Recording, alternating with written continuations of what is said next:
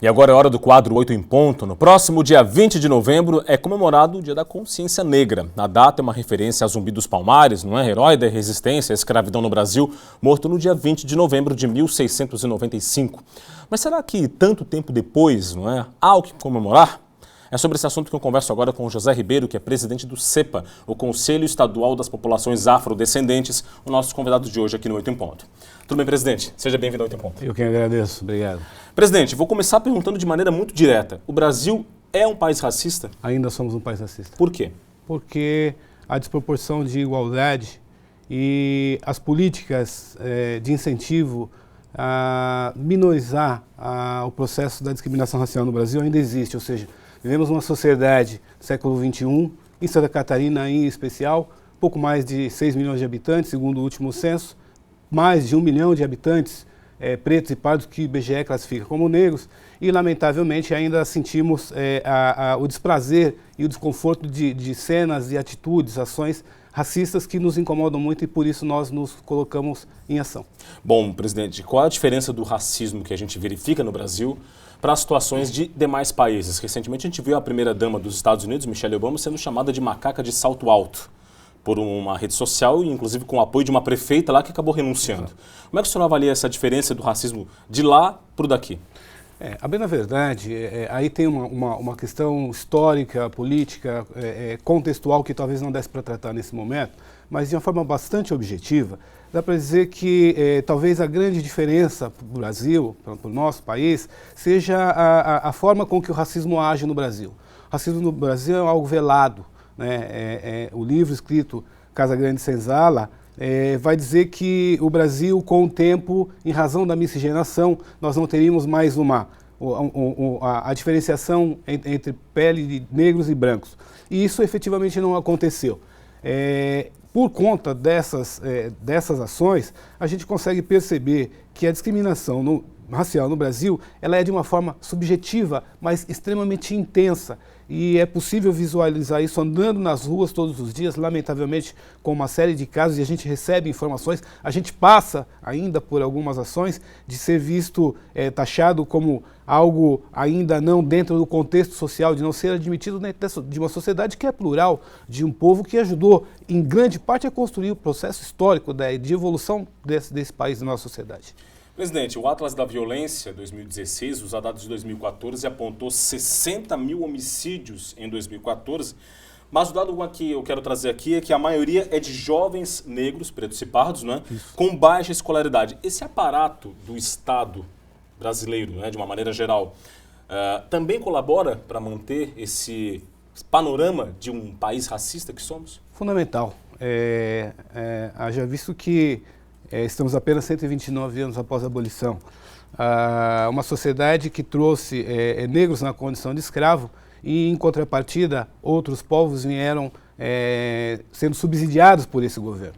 Né? Mais especificamente, a partir de 2003, criou-se programas extremamente importantes e relevantes, que, lamentavelmente, nesse momento de bastante dificuldade, estão absurdamente sucateados. É óbvio que nós tínhamos críticas, sim, com relação às políticas, à implementação das políticas, e o Estado de Santa Catarina não tem sido diferente. Temos tentado travar um diálogo com o governador do Estado, que não nos recebe, que não nos ouve para colocar na pauta do dia as políticas de promoção de igualdade racial. Haja visto, e só para encaminhar, quando nós pegamos o governo do Estado na sua composição, o quadro de negros e negras é muito menor que o quadro de mulheres, que já é um quadro precário. Então a gente consegue avaliar como é que o Estado tem agido e o racismo institucional tem agido e toda a nossa força contrária para diminuir, ao menos, né, essas ações que o Estado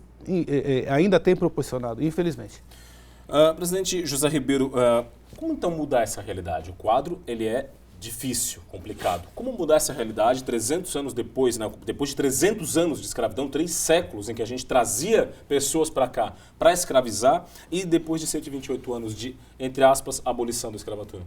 A implementação de políticas de promoção da igualdade racial, uma educação com qualidade, são passos fundamentais. É óbvio que nós precisamos discutir ainda com essa sociedade que perpetua atos nefastos, né, como nós conseguimos ver com a primeira-dama, e que se repete com todos os dias. Nós recebemos uma série de denúncias no Conselho e basta qualquer assunto fervilhar na internet ou nas redes sociais de uma forma geral que a gente vê isso. Mas enfim, o fundamental é que nós possamos implementar políticas de Estado. Não dá mais para pensar em políticas de governo. Os governos passam. A política necessária é a política de Estado. Só com essa política de Estado a gente vai conseguir fortalecer essas ações, discutir com essa sociedade e minimizar esse ranço, né, que o racismo institucional tem deixado desde a nossa formação da nossa história, e nos dias atuais não é diferente. Como eu disse, em Santa Catarina a gente tem toda uma dificuldade de dialogar com o próprio Estado, no sentido de não implementação de uma série de políticas. Temos uma coordenadoria estadual de promoção da igualdade racial, mas isso ainda está bastante aquém do que o governo efetivamente deve fazer. E para a gente registrar e finalizar, basta ver que, como eu disse no início, nós não temos negros ou negras nos altos cargos de governo, muito embora tenhamos com muita competência. Bom, o Conselho, né, de Promoção, né, o Conselho Estadual das Populações Afrodescendentes vai realizar uma palestra, né, muito em breve, sobre racismo institucional. O que vai ser discutido nesse evento? Bem, na verdade, a gente tem tentado dialogar com o Judiciário. Muita coisa passa pelo Judiciário.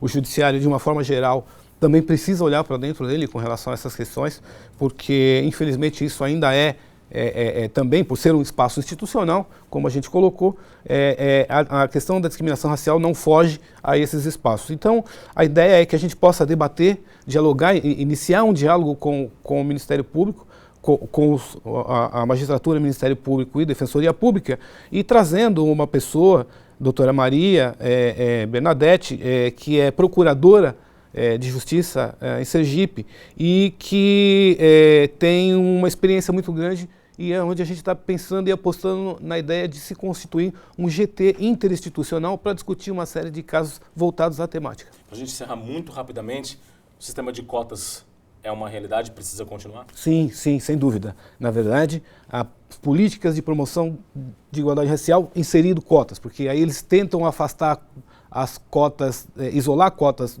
das políticas de ação afirmativa para desconstituir as cotas. Fundamental, precisamos dela por um período ainda bastante longo, até que a gente consiga minimizar ou minorar os efeitos que o racismo tem deixado na nossa sociedade.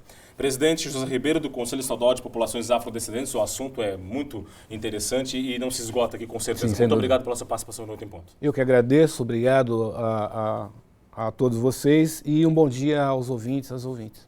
Tá certo. Esse foi o nosso 8 em Ponto de hoje, falando um pouco sobre igualdade racial, sobre o mês da consciência negra, sobre ações afirmativas, sobre enfrentar o racismo, que é um absurdo, não tem justificativa numa sociedade como a brasileira. A gente segue com outras informações no SC no ar de hoje. Rafaela.